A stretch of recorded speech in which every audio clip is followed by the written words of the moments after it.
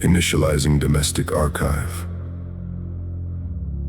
Subject: the automation of the hearth. The synthetic servants of the modern home. Playback engaged.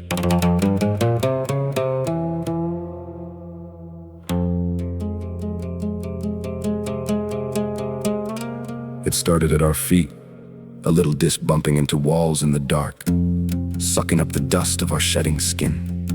But convenience is a hunger that is never satisfied. So they grew taller. They stood up at the kitchen sink.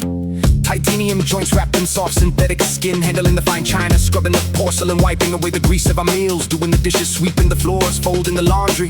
The invisible labor of the household outsourced to the machine. We invited them into our sanctuaries to carry the mundane burden. But when the house is quiet, you can feel that servo's whining, a mechanical heartbeat in the center of the living room.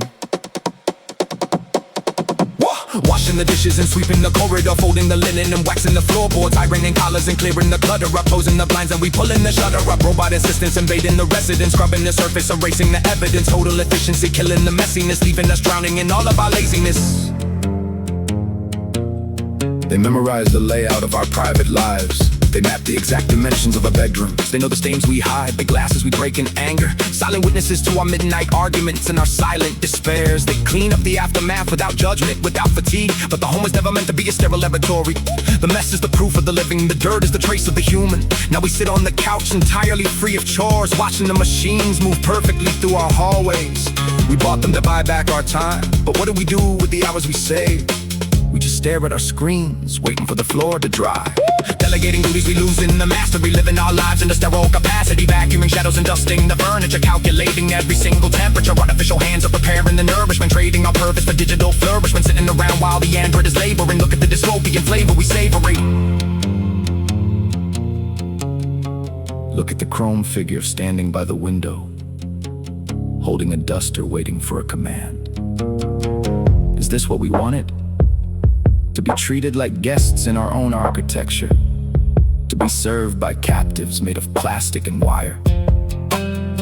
We sought a paradise of absolute leisure, but leisure without labor is just a gilded cage. The house is perfectly clean, the dishes are perfectly stacked. There is not a single speck of dust on the mantle, and yet the air is suffocating.